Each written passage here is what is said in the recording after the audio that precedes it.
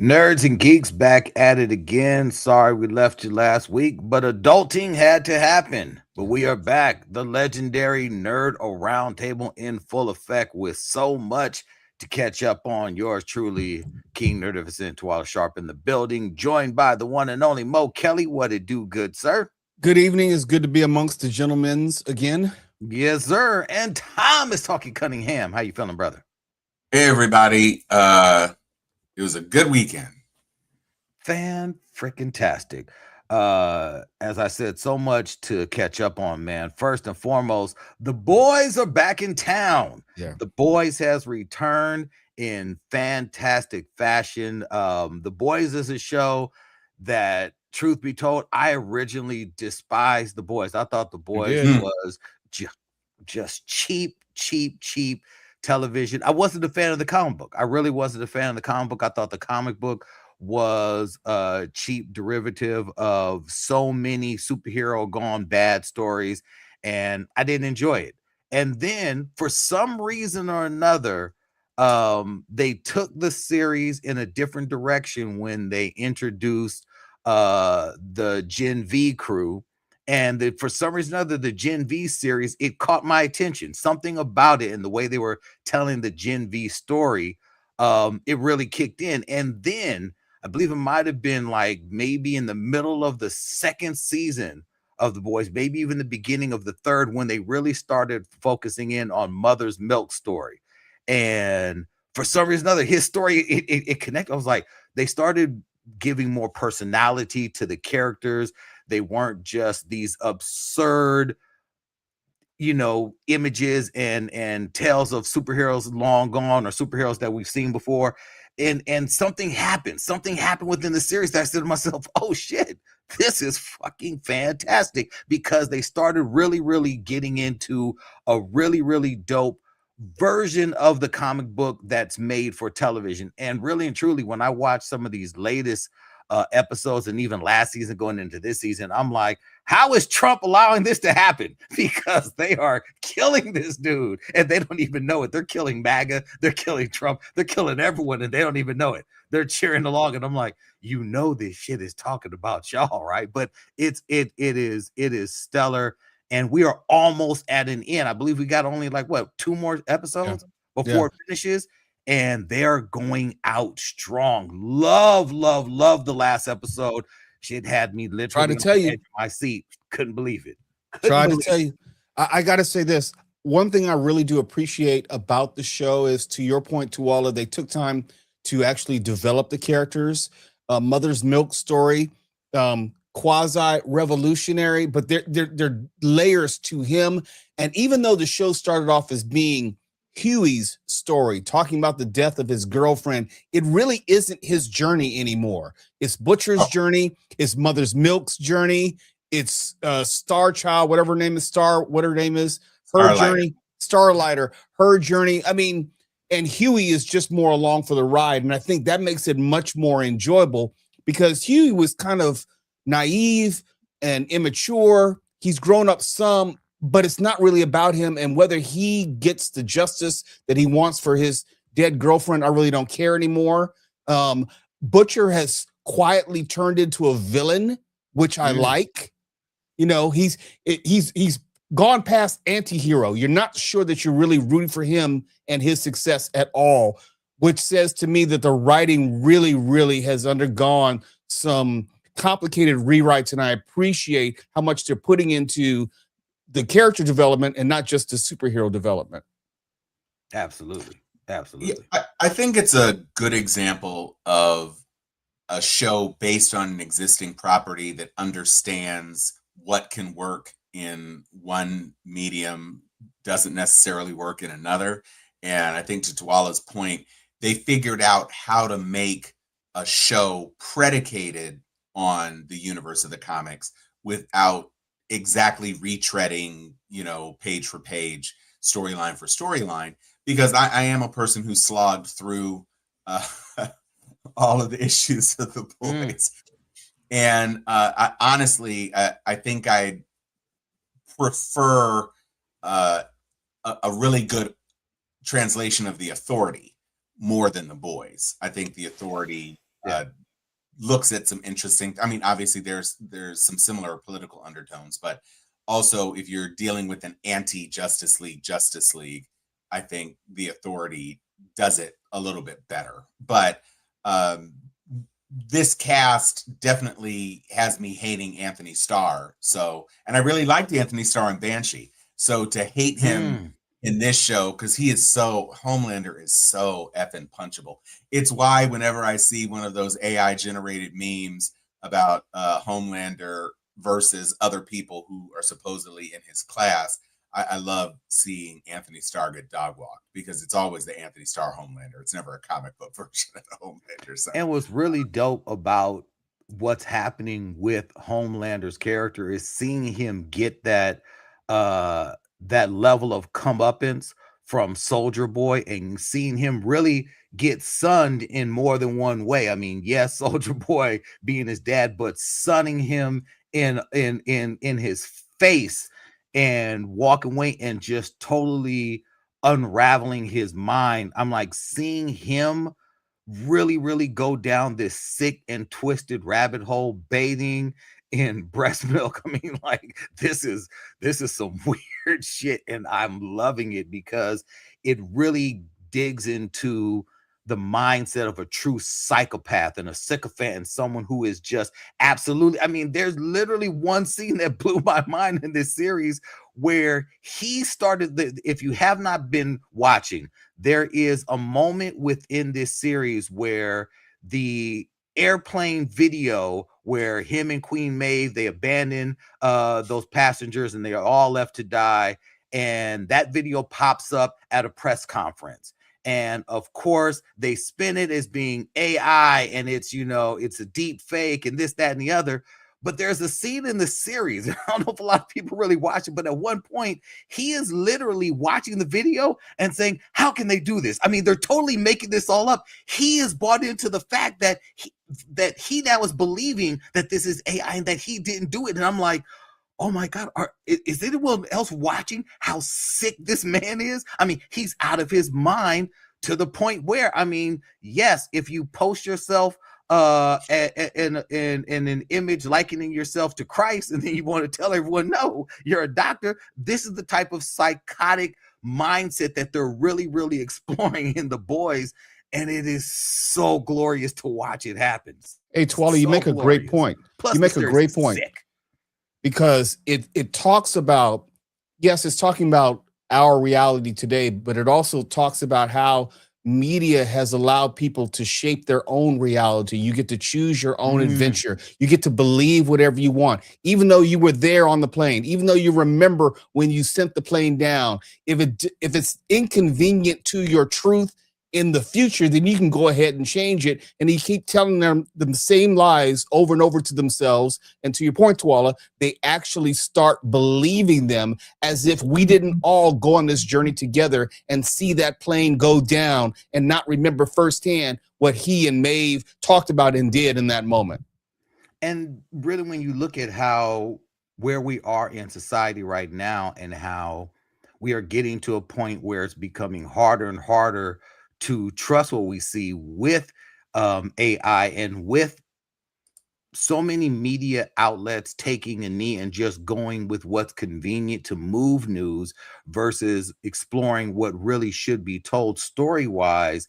This is where we're at. There's so many stories that are coming out right now that we're seeing, and I'm like, this should be headline news. And it's kind of like some things are in the back, some things are in the front. And I love how The Boys is really picking apart where we are in society, and how the information we get, what we receive, what we believe, and what we choose to run with, and who we choose to idolize. It is amazing how they are using this superhero story to really pick apart society today, and just where we're at mentally and how we're following stuff. And it's genius writing. I mean, it's one of those shows that I'm like, did you have to cancel it? Is this a forced issue? Is Prime pulling the plug? Because I wish that they would have extended that. And I know the story is fine. I know the story does come to an end in the comics, but I would have wanted to have seen more in this world.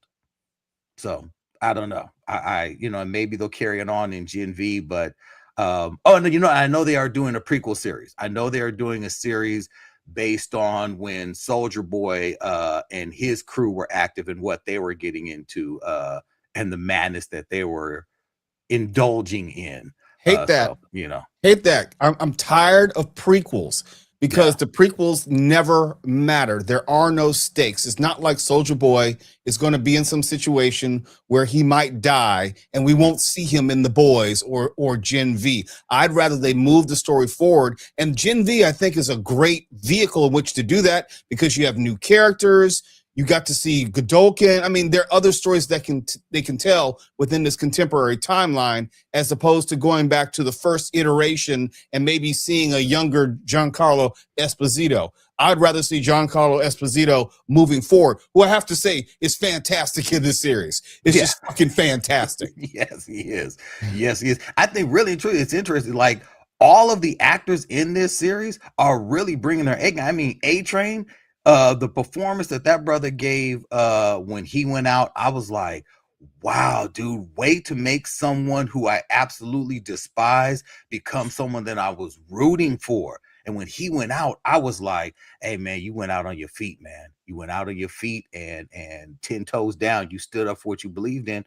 I loved it. I absolutely loved it. But Mo, I gotta say, there are some prequel series that actually make sense where I need to bring up Maul, because the new Darth Maul series is wicked good fun. No, that series is phenomenal. Even though we know how it ends, this world that they're introducing us to in the new Maul series on Disney Plus, it is another phenomenal addition to the animated Star Wars universe. I agree. It is great. But what pisses me off is, regardless whatever happens in this series, I know that Obi-Wan murks his ass in Rebels after this because I know the timeline. And it's George Lucas's fault that they killed Maul in Phantom of the Menace. They should have never done that. They should have let him hang out there as they do with most villains. Like, if you don't really see him die, then he can come back later. And it would have been great in continuity if Maul had come back in Revenge of the Sith and challenged the new Darth Vader or something along, or maybe in Rogue One, but we didn't get that. I wanted to see that live action portion. But yes, it's a great series, but I know it can't lead anywhere because I know what happens to Maul after that series. Yeah, that is the only downside. And I know that there are a lot of people who are now starting to discover that final battle between Obi-Wan and Maul, which was a classic samurai showdown. I mean, the way they shot that was as if it was a samurai showdown. It wasn't a lightsaber duel. It was a quick, nasty samurai slice. It was epic. And it was short, but I'm seeing so many people, it's popping up on YouTube and various channels. Like, for everyone watching this Maul series who doesn't know how it ends, here's how it ends. But still, where this Darth Maul series is taking us deeper into the underbelly of the Empire and the Star Wars universe, where we always heard about how the Empire was saving the galaxy from lawlessness and the scourge of corruption. That was their story, at least. This is what we're talking about when we talk about the underbelly and the lawlessness that's found in the Star Wars universe. The Darth Maul series is doing it, and it's a dark series. It's not a lighthearted, kid-friendly, jokey series. It's dark, and I'd say it's one of the darkest series, which is, yes, it is another Filoni production. I'm going to push back also against the idea of the uselessness of prequels with characters of whom we know the fate, because we didn't really get to know Darth Maul on screen very much. It was that actor who was hopping around and kicky, and they couldn't even use his voice because his voice was so don't you dare disparage Ray Park. I leave Ray Park alone. All I'm saying is that we didn't really. He was great on a poster. We got to see, his acrobatic moves and all of that. But then he was dispatched.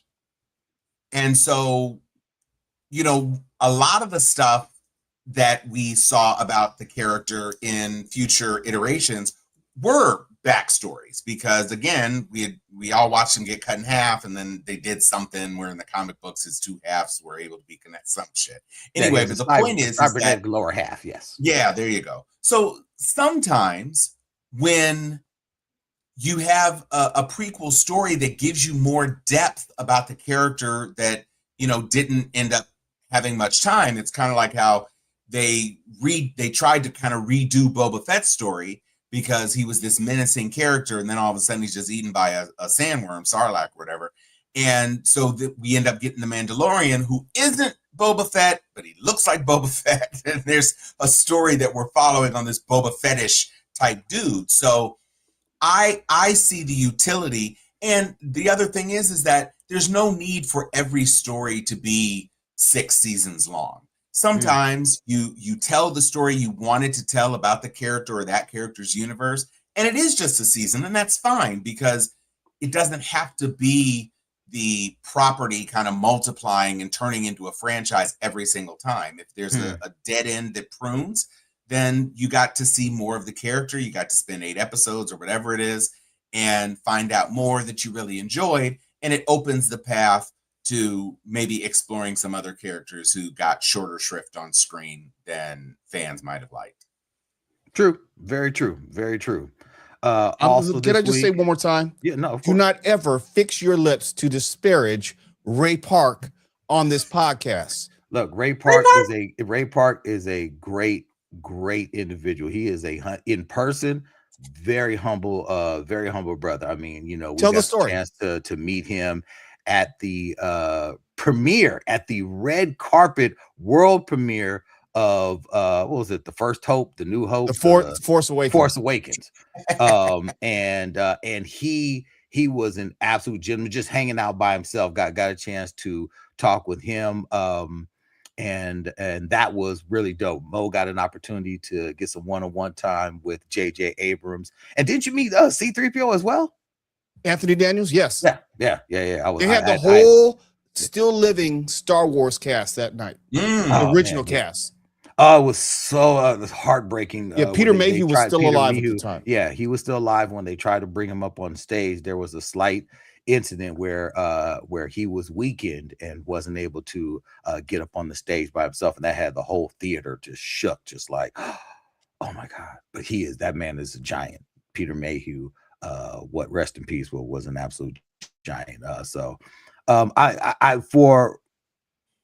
For me, I think the biggest takeaway from Maul is that this is yet another Dave Filoni production and another slice of the Dave Filoni mind of the Star Wars universe. And now with him being in charge, I think that Star Wars as a property is in good hands. I know things like the Mandalorian and Grogu. I know that this is something that he's looking to bring to an end. He wants to bring all of that universe to an end with this film. He's got Ahsoka coming up, and I know a project that was put in his lap before he really took the reins was the Starfighter film with Ryan Gosling. We'll see how that turns out. But I'd say for storytelling and for someone who actually has shown that they care about Star Wars fans, I believe that Dave Filoni is with us. And there's something that I saw with the new Mandalorian and Grogu trailer that this film really, really, really is going to end this story, that there will be no more of this story. There are some things that were kind of shown and revealed in this new trailer that I'm like, oh yeah, that Grogu holding Mando's hand while Mando's obviously laying in a prone position. I'm like, yeah, this looks like this is going to be a tearjerker here. Yeah, but you can't retcon them into the future, so the story has to end at this point. Or they get in this time loop that we always complain about. Well, where was Wonder Woman during the events of, the first Superman movie? And you start asking, where are Mandalorian and Grogu when X, Y, or Z happens in The Force Awakens? So yes, their story has to end one way or the other. I'm more curious to see, because I believe Ezra from Rebels is in this movie, what they do. Yeah, Bridget. Yeah. What they do with that character and whether they set him up because you have enough backstory with him for his own movie, his own story.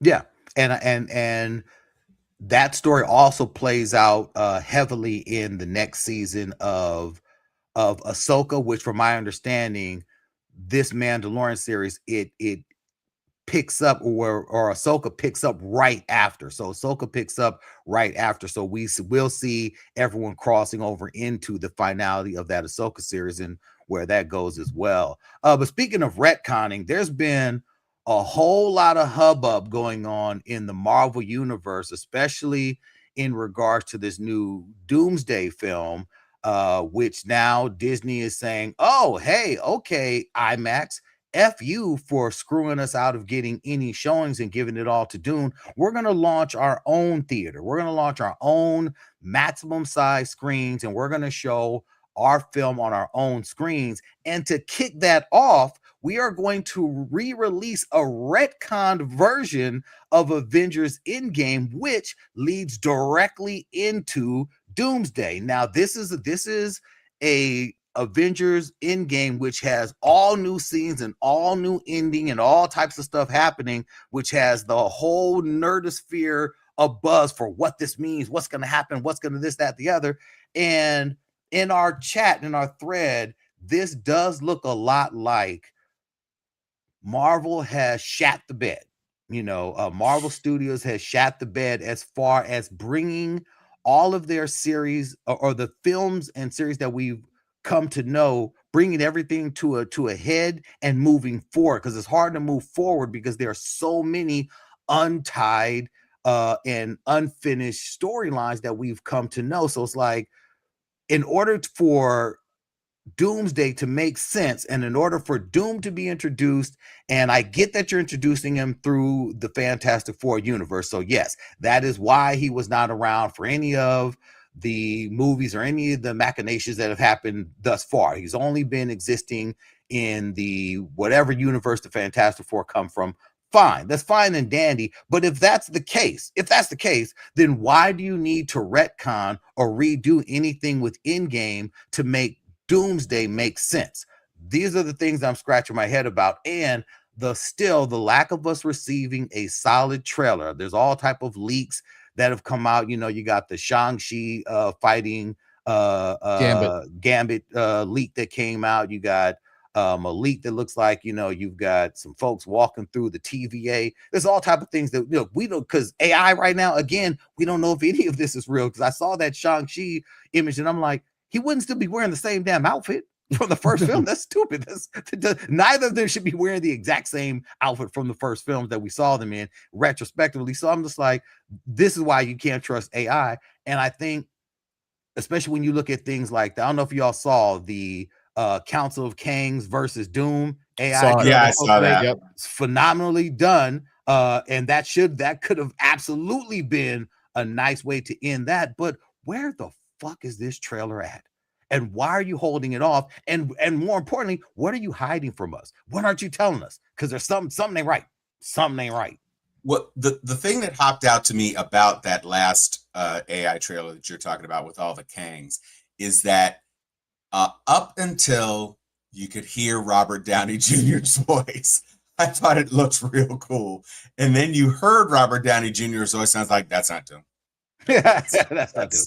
That's not Doom. That's yeah. And if you have to Darth Vader it, either with heavy modulation or kind of AI merging him with James Earl Jones or something, it's not gonna. Oh my gosh, it's not gonna be great. Yeah. I was one of the chief opponents to this retconning, and I happen to believe that if you're tying it directly to Endgame and you need the ending of Endgame to lead into Doomsday, that says to me this is all about redoing the death of Tony Stark and somehow making this connection where I'm just throwing this out here, spitballing that maybe Doom came in and sucked out Tony's life force or something before he actually died. They're trying to make some sort of direct connection as to why Doom looks like Tony Stark is some sort of variant. That's the only reason I can think of why they would reach back into Endgame to somehow connect the movies when they don't have to. They really don't have to. No, and for there is no story on planet Earth where Victor Von Doom and Tony Stark are the same person. And to me, the likelihood of us seeing an unscarred, undamaged Doom face is slim to none. There's no way that even if his mask is off, that he is going to look like Robert Downey Jr. or that he's going to look like, anything other than the charred, mauled face that's underneath Doom's mask. There is no way on planet Earth that they would do that to a character as widely known within comicdom. There's no way that they could do that. There's no way that they can retcon the story where Iron Man becomes Doom or anything else, because Doom is Doom and Doom has always been Doom. And Marvel would literally be shooting themselves, not in the foot, in both feet, both kneecaps, and in the groin if they were to do something like that. Okay, so I don't disagree with the core principle, but I will say this: the economy of movie connection says that a guy whose whole character was predicated on building a suit of armor could eventually turn into a guy whose main feature is that he walks around in a suit of armor. There's no way an audience is going to say, there's no way Tony Stark could build another suit. That's bullshit. Audiences who don't care about the comic lore, because most of the people who are going to make this either success or a failure don't know and don't care. They know that Robert Downey Jr. was funny and made the other movies good, and now they're bringing Robert Downey Jr. back to be another guy in another suit of armor. So I don't think the audiences will have a problem with it. My problem is that I don't think he's the right actor. They're obviously going to do something about Doom. And here's the wonderful thing about the multiverse is, just like you're fixing T'Challa, we know T'Challa is going to be fixed either in this one or in Secret Wars because of multiverse. There's nothing that says he's got to be the final Doom. Like, he could be 614 Doom, and now the Doom has been introduced. We see a Doomling rising from the ashes of Sokovia. It might be Sokovia instead of Latveria, something like that. I'm just saying that I agree. In retrospect, I understood the stunt. I still understand why they thought the stunt would work, and they might not be wrong about the stunt. The stunt might help drive them, just like they are praying that the $400 million they're going to share with him is worth it. But, it's, to me, I am less concerned about the trailers for this. I think it was a mistake for them to release 4 or 5, whatever those teasers were, and then not to deliver. I do think that's a mistake. But if this had been a movie, this is a December movie, I would have expected that since your big release is Spider-Man, that you'd be gearing us up for Spider-Man. And if you were going to drop a trailer, you would drop a trailer around Spider-Man to help drive the attendance to Spider-Man. Which I don't think it's going to need the help. But the point is that, to me, the timing makes a lot more sense to do it in conjunction with another big thing, as opposed to, just giving people a trailer and you're going to get 2 more trailers between the time Spider-Man drops and the release 6 months later. So I don't fret about it in that way, but I do think that they've set an expectation. They've thrown some confusing bullshit out there. All we know so far is that the X-Men are going to be in this movie. That's all we really know. And the Fantastic Four. We knew that. Oh, and then Gambit's going to be in the movie, I guess. Yeah. But these are things we knew. And so, and that Cap is back. So, I mean, it just doesn't make a whole lot of sense to me that this is how they're going. And they still haven't determined whether or not, have they finally said that Tom Holland is making an appearance in Doomsday? No, they haven't. They have not. Like, so that would be the last big thing. And of course, after this new Spider-Man movie, that would be the time to indicate that Spider-Man's going to be in this. I mean, well, you have to assume that there's going to be an end cap scene which leads directly into Doomsday. Correct. If past is prologue. Hopefully Correct. they would, to use it to Right. set up the movie. Well, I Right. mean that absolutely has to be the case, because it was revealed that Tom Holland had done some the reshoots for Spider-Man Beyond, whatever the fuck they're calling it, that Tom Holland did some a reshoots, new day. the new Right. day, that he did some reshoots for this film, which are supposed to tie in now, because of Robert Downey Jr.'s insistence in looking at how Doomsday was going, and the reshoots that they did for Doomsday, that Robert Downey Jr.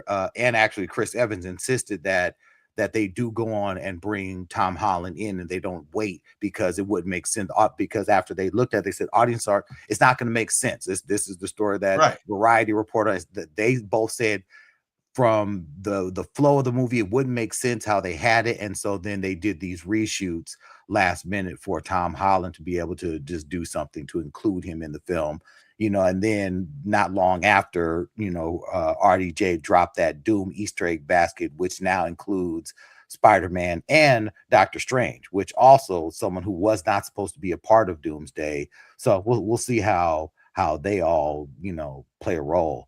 And it's interesting how the film universe is in such disarray, but the television universe is on fire, because Daredevil is peak. Daredevil is absolutely cracking. That last episode of Daredevil, I mean, they should have called it Kingpin, but that shit was gripping. That was some gripping television.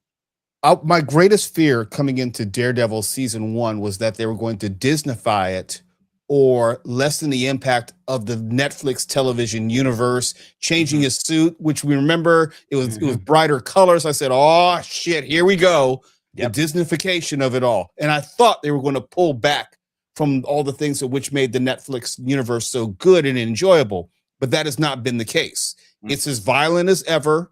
It's as dark. I'm talking about color palette, talking about suit, all those things. It's as dark as ever. You have arguably the best villain that I can remember in recent memory in Vincent D'Onofrio. He embodies Kingpin. He exudes the villainry of Kingpin, and he can communicate that without special effects for the most part. And that's what I really love about the season. And yeah, I'm kind of mad about the season 3 spoiler reveals. I would have rather just organically found out about that, but I'm still in. I love everything about this show. Yeah, I mean, the season 3 spoilers, letting everyone know that season 3 is the return of the Defenders. Now everyone is following everything that the kid who plays Danny Rand is doing. There's all these Iron Fist workout videos, and Finn Jones and Finn Jones, and all these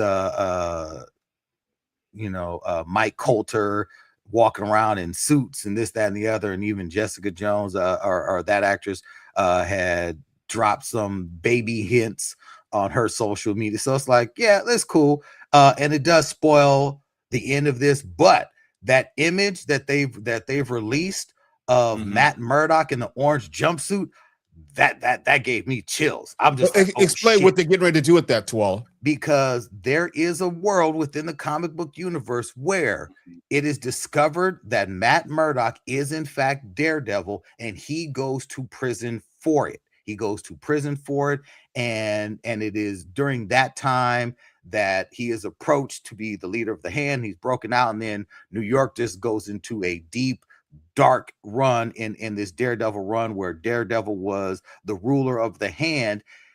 Something that someone put together, that in the jumpsuit that Matt Murdock is in, and the prison that he goes to, and then they tie that to the scene where you have Spider-Man facing off against the Hand in a prison.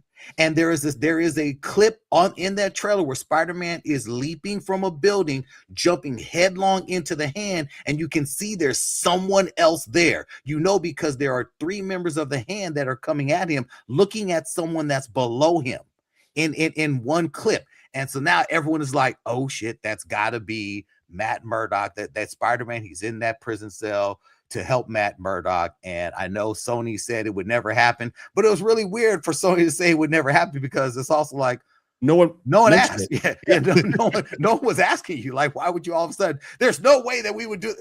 Okay, sorry, because no one was. Keep protesting. Yes, right. So this is one of those things where, look, if this happens and they go on this run and they're able to seamlessly introduce Matt Murdock into the MCU film universe, because it is said that after this third season of Daredevil, that it is going to actually lead to a Daredevil film, that's what they're moving towards. And I'm like, okay, now I can see a world where that could happen. Because I know, Tom, you had asked the question, would you rather have more episodes on TV of Daredevil or a singular film? And I think this would lead us to the point where we're going to be able to see both. I don't know. That sounds good to me. Maybe. I wonder if Charlie Cox, like some of these other actors, end up desiring a life outside of this character. It's already a big part of his career. I can't think of other Charlie Cox things that are higher profile than this. So if it were to turn into a thing where you've got 2 years of his life playing the big screen version, you've got, another 8 months of his life making 8 mini movies. I mean, it just seems like it might be a lot. But you all are a bigger fan of this series than I am. I'm not saying it's bad or anything. I'm just saying that it's not my favorite thing, just because I don't engage with Charlie Cox. And I think the whole ridiculous. Is it the hair? What is it? Is No, it the hair? It's him being a ginger with a perpetual 5 o'clock shadow, and Daredevil also being a ginger with a perpetual 5 o'clock shadow. It's just you one mean of the those Clark Kent things. effect? Yes, but even worse. And it doesn't help that he's blind. It's one of those things that is kind of unforgivably dumb. Spider-Man has a mask that completely covers his face, and so you don't think about whether or not he could be recognizable with all those webs on it or whatever. Cage never has a mask, and because he's out in the open. Same is true with Jessica Jones, and it just seems like for them to and Finn Jones, which, by the way, I have to say, all of those Finn Jones fans account are actually just Ryan McBain. You're not wrong. It's all McBain. So all I'm saying is that if you're in a group of people who don't wear masks and everybody gets that they're super people, and you're the one motherfucker who does wear a mask, but you have a ginger beard, it's like, hello. It's kind of dumb in a way that you don't really see in other Marvel groups, because the Fantastic Four don't wear masks. Everybody knows who they are. That's fine. And the X-Men don't really have alter identity. Yeah, I mean, even Frank Castle's, like most everyone in the Marvel, even the Marvel comic universe, period. If you think about it, there aren't many people that wear masks outside of Spider-Man and Daredevil, really and truly. Most everyone else, they're publicly known. Like, everyone knows who, Scarlet Witch is. Everyone knows who Tony Stark is. Like, Tony Stark is dead. Yes, I am Iron Man. That's real. So it's a lot more like the Boys universe, where these people are known because their interior lives are not as important. That was a thing back in the 60s when they were in their golden era heyday of, the tension between a person who is also a hero but also has to be a regular man, and now that's not so much a thing anymore. So that is a wise choice. It just seems that Murdock, and maybe, like as you say, if he is going into the arc where he takes over the hand, it feels it's almost too convenient for the Spider-Man character, who that's not, the hand isn't one of his big foes. No, and that's why I was like, one of those, why is the hand in this film? Because the hand is not a Spider-Man villain. It does make sense that Matt Murdock / Daredevil are in a movie where he's fighting the hand, and then he gets uncovered in season 3 of Reborn, and ends up segueing into a storyline that includes the hand more robustly. I mean, that's a great way to get a larger Spider-Man audience invested in the Daredevil series. So, kudos to them for that. And we still don't know with the Punisher how that's going to connect. Right. Yeah, that one shot. And so, I read it. I don't know if you all heard this about how Barenthal was going to walk away if they didn't do right by his character. And so even though he hadn't ever written anything, he wrote one shot and Yeah. is an EP on it and all that other sort of stuff. So that's interesting. I'm looking forward to seeing. And he's like, that trailer for the One Last Kill, that is just looks like we're going to get Punisher like, and from Bernthal get a Punisher that we've wanted to see, because even in the Punisher series, the Netflix series, I love him as Punisher, but the villains that he faced off against to me were blah. Jigsaw, that was not a satisfying villain for him to face off against, and in season 2 for him to face off against the General, I was like, this is trash. Like that ending for me was whack. I love him, and I thought that he was great, but I think his performances as the Punisher in Daredevil specifically were much better than anything that he's done in his own series. Like in his own series, we saw the tragic, life of a soldier come home, and how society does not do enough for these men and women who come home. And I love how they really, really honed in on that. But as far as a story, him and the one where he was saving the girl and riding around with her, and I'm just like, this is okay. This is just okay. But every single time he's been in Daredevil, been through the roof. You know why, though? I mean, he doesn't have to carry an episode. He doesn't have to carry the series. When he's in Daredevil, he's there to kill someone, and you don't have to fill in any blanks. During his own 8-episode season, he just can't go from kill to kill to kill. You have to fill with other stuff, and that's probably much more difficult to do with someone who's obviously a psychopath and is probably not emotionally deep, if we tell the truth. So let me ask this question, because these two actors who are both in the MCU are very physically similar, and I think cut the same sort of swath through popular culture, and that's Frank Grillo. Yeah. If you had an opportunity to see a Frank Grillo Punisher instead of the Crossbones and then getting killed as Crossbones, do you think that he would do as good or maybe better a job than Barenthal? Because I will just say, Barenthal, I mean, he's good as his character, but he strikes me as an actor of limited range.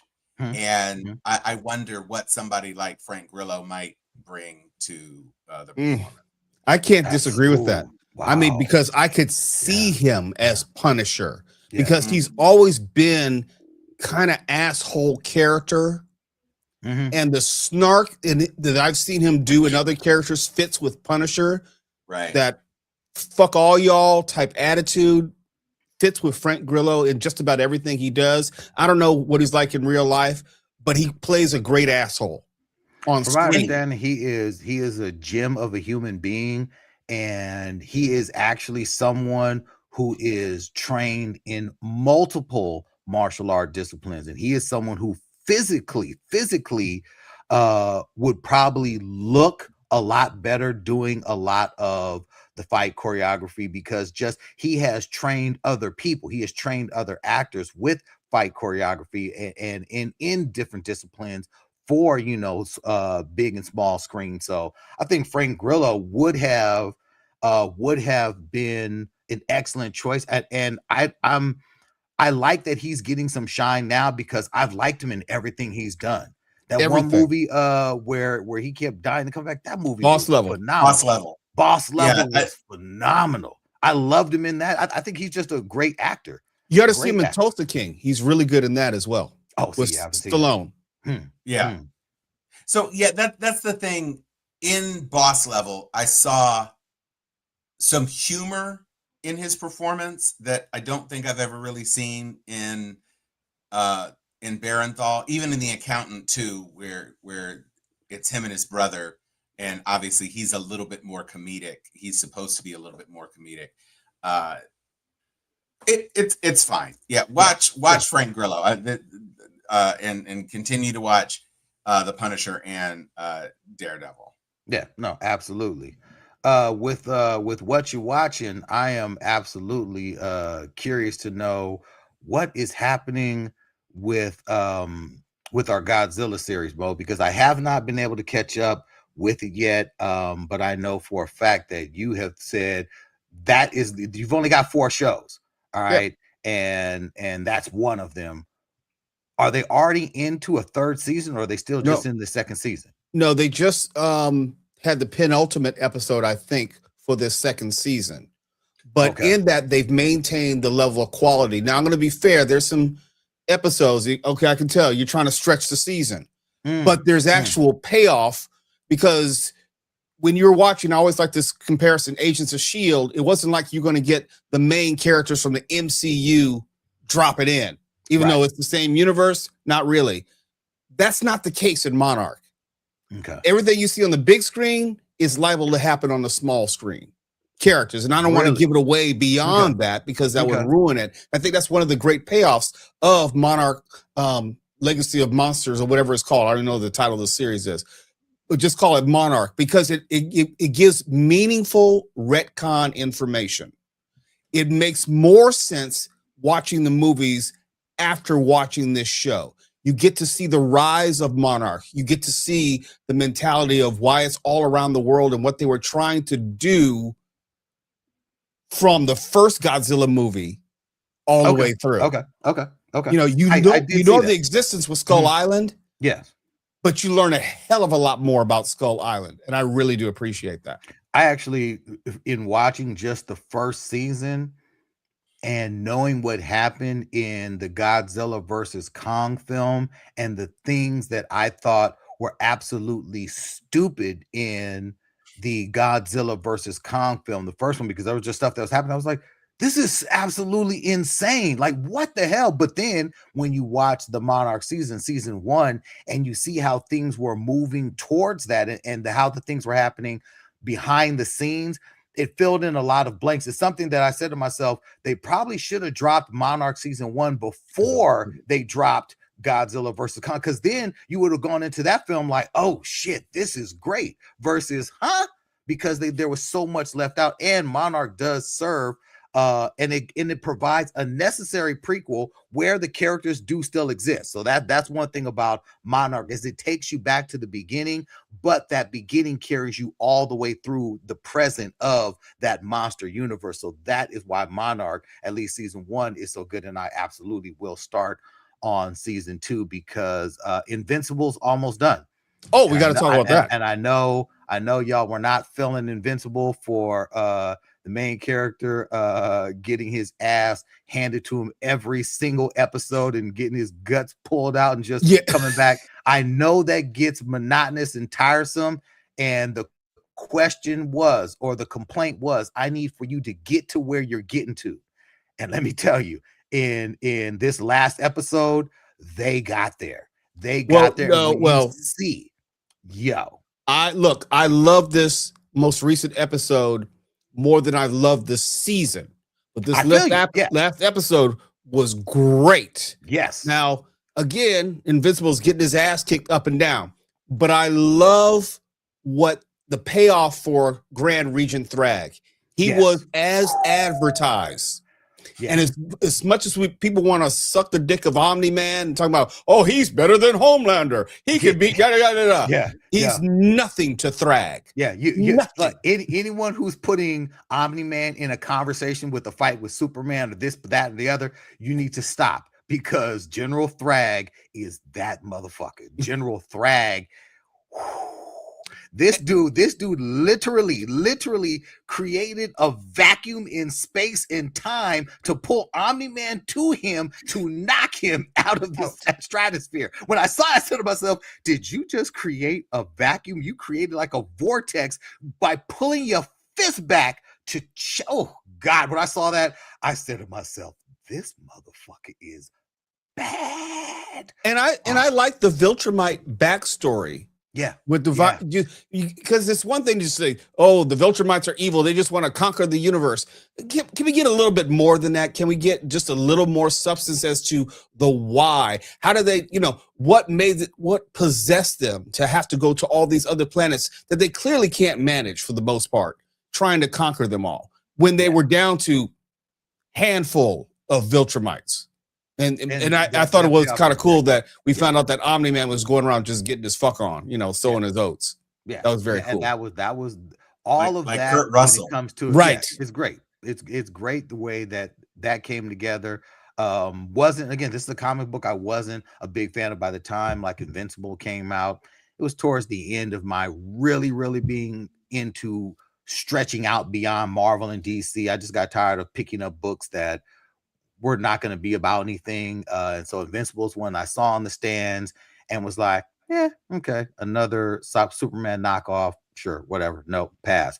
This series, however, is great in its storytelling and getting to where it's gotten to. I'm like, yeah, this is phenomenal television. And we just every single thing that we've got coming out right now is firing on all cylinders. All of nerddom right now is excited. I know that from Cinecon, every report back from the Clayface trailer and the first looks at the new Clayface film are like it is going to be a true horror film. Everyone said, all the reporters who reported on the Avengers trailer said that the trailer delivers on every single thing that you want. Everyone there said that the trailer absolutely delivers and it is going to be a epic oh shit kind of movie. It was revealed that a new Top Gun is coming. Tom Cruise announced it. We've got another Top Gun, so get ready for that. There's so much stuff that is coming out, but will theaters be able to maintain? Will theaters be able to stay alive? If theater owners are turning against Disney and siding with Warner Brothers with the release of Dune, and you think about the fact that between now and the end of the year, Warner Brothers has Dune, Supergirl, and Clayface. Those are the only big ticket films that are designed to pull people into theaters, put butts in seats. Clayface isn't going to do it. No one knows who the fuck Clayface is. You know, even if you're a real, serious Batman fan, Clayface is not in your top 10 Bat villains. It's someone you're like, all right, cool. So dropping a Clayface film in October, That's very okay. Sony-esque. Yeah. It only means something when you have the associated main character in the movie. And it's not. So that's one of those things where, because this is coming from the James Gunn universe, this is not coming from the Robert Pattinson, the Batman universe, and there's not a lot of hype for the Batman 2. There are a lot of people who are like, yeah, the first one was cool. You're doing another one? I thought that was just a one-off. Okay, sure, whatever. So between now and the end of the year, you've got Supergirl, Dune, and Clayface, while Disney has like 11 films coming out, all that are designed to be IMAX releases, between Moana, between Toy Story 5, between the next Ice Age film. You've got this new film Hex that's coming out, which is going to be the next big push for Pixar. Of course, you've got Mandalorian Grogu. Of course, you've got Spider-Man. Of course, you've got Avengers, and you've got there's one more big one that's coming out. Disclosure Day. Disclosure Day, and that's what I'm saying. It's not just Disney. It's Fox. It's everything around that. Why would you side with a studio that has nothing to offer and shun Disney from getting that IMAX run, for Disney to come back at you and say, cool, we're going to do it ourselves. We're going to open up our own theater chain and we're going to put our movies on our screens? That fucks everybody. Because if Disney can say, yo, for our films, which we own, and we can open up whenever we've got a film going, we don't have to have them open during the week. We don't have to have it more than what we need for the theatrical run of our films. We can just do big releases on our films. What does that do for the AMCs and the Regals and the Regencies of the world? But see, that was the whole point of like Disney Plus and these streaming platforms, to own the distribution. Now, when you have studios saying, we got you no matter what, we can put them in our own theaters or we can put it on our own streaming. And either way, you movie theaters, traditional movie theaters, don't get shit. Yeah. I mean, that's a powerful statement. Very powerful. We'll take it. We don't need you movie theaters anymore. We'll take the hit and release this on just Disney Plus and watch what happens. Yeah. because now they're able to do it by them opening up their own theaters. It's similar to Netflix buying, some of these smaller mom and pop theaters, in key states and dropping their films in them just to qualify for the Oscars. They've got theaters, I believe, in LA, Atlanta, New York, just one-off, so they can just show their films, give them the necessary run, and they're cool. It qualifies. But for a company like Disney proper, that is huge in the real estate game. You got to understand that Disney is in the real estate game. That is one of their biggest marquees as far as how they're bringing in money, buying up these theme parks. That's one thing, but they've got all types of other properties that they are opening up. They're held here in Southern California. They're literally opening up or developing their own city. They've got their own city that they are developing in the Palm Spring area. They are going to get into real estate on a whole nother way. So if they can open up their own theaters across the country right now, I believe they have some 300 screens right now that are going to be ready to show this new film. What are the theater owners thinking? Like, why would you say, nah, we're going to go with Dune? Especially when Shamalama Bing Bang is not a hot property right now. Folks are not feeling it. He can't do press. Nope. He can't do press right now. So how are you going to put this all on the shoulders of Zendaya? Man. Now they get none of the pie. Now they get none of it. As opposed to splitting it, I don't know, 40, 60 or whatever. Now they get zero. And not only that, they don't get the ancillary business. They don't get to sell the popcorn dispensers, the buckets. They don't have to sell the merchandise. They don't have just the extra traffic 6 days a week that they would, thanks to a Marvel movie, which is now going down the street to some theater, which you get nothing out of whatsoever. Yeah. That's problematic. Before we top too far over that hour mark, do want to get into what else are y'all watching? Tom, what's on your TV? Well, it's not so much something that's on my TV as much as it is the movie Normal, starring Bob Odenkirk, which might as well be called Nobody 3, except it's slightly different in its premise. But it's, once again, like Nobody 2, Bob Odenkirk, who is building a little sub-niche for himself as suburban John Wick, encounters another town with a dark secret. And just like in Nobody 2, he has to defend himself against these forces with two other folks who are also trying to make it out alive. And it's very dumb, but there's some really cool murders in it. And Bob Odenkirk is still a compelling character actor, and he's funny and he delivers.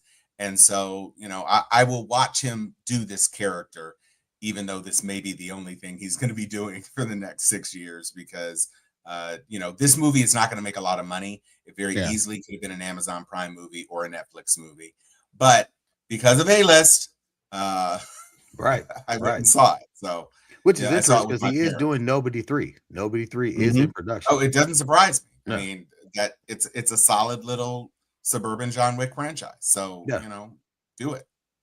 What you watching, Bo?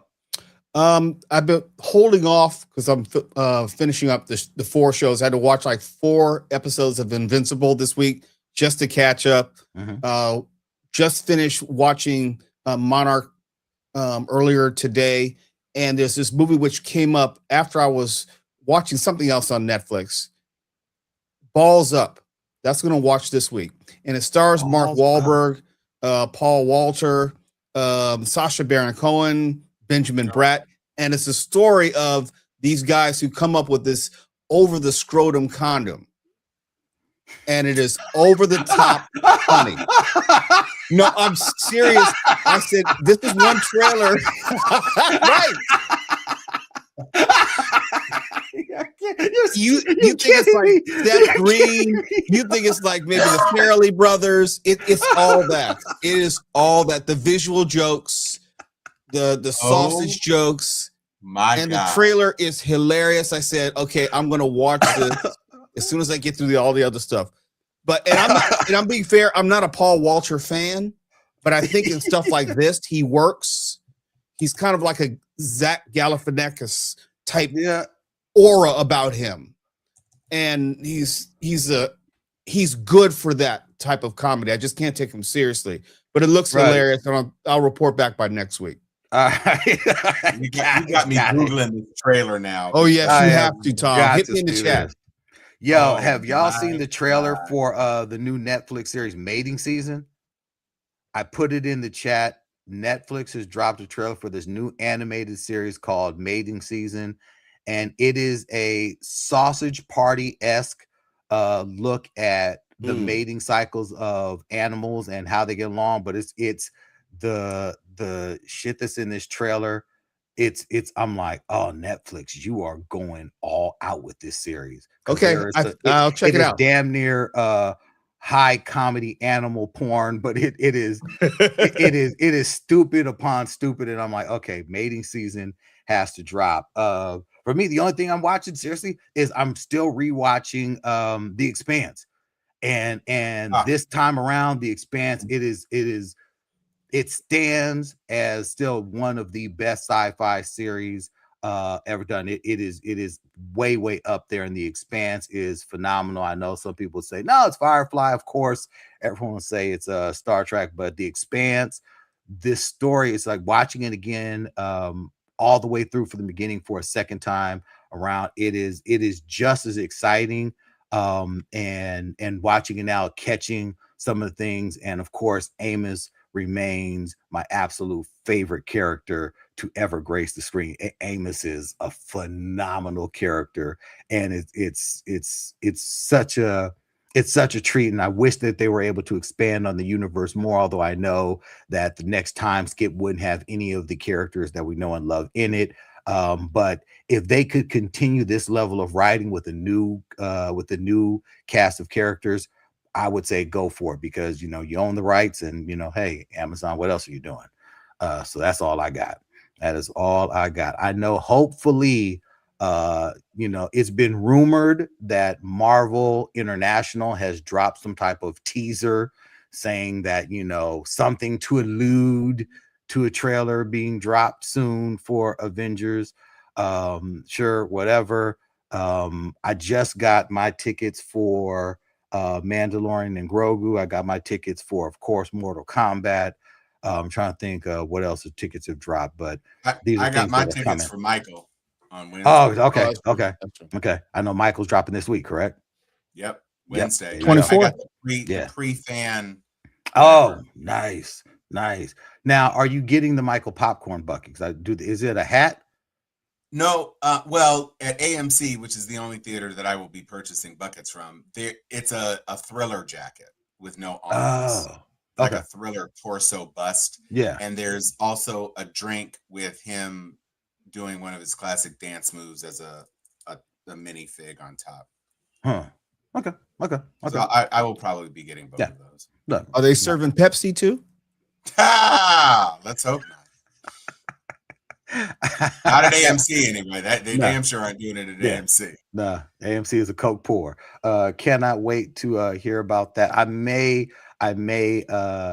get tickets to go see that. I may. Something about this film is making me hesitant to want to see it in theaters. I don't know what it is. Something about it it's giving me some type of feeling. I was kind of surprised that Janet was one of the members of the family that was not enthusiastic about it. I don't really care about Paris because that's not his daughter, but for Janet to be concerned.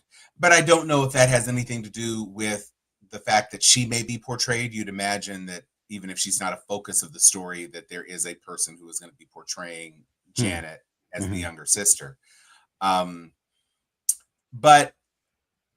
this is one of those artists who is, if you're gonna do an Eddie Mercury biopic, you got to do a Michael Jackson biopic. You got to, and it's got to be, of a scale, and there just isn't anybody, on the females. I mean, you've had Tina Turner, you've had Ray Charles, you've had a couple of different television versions of the biopic, but nothing. You've had Aretha, so he's in even that Whitney. Pantheon, So sure. James Brown. But I mean, I don't know that we've had a good Whitney one. Not a good but one. yeah, No. between No. James Brown and everything. So he definitely belongs in that pantheon of biopics, and I think it is nice that his nephew is taking on the role, and it looks like it's dealing with a broad enough swath of his life that we'll get to see how strong this kid is in the acting. We shall see. I cannot wait for your report back on that. You know. Yep. And with that, good sir, we are there. So, Mr. Mo Kelly, take us out, good sir. Multipass. Thomas Talking Cunningham. Where is my thriller suit? Excelsior!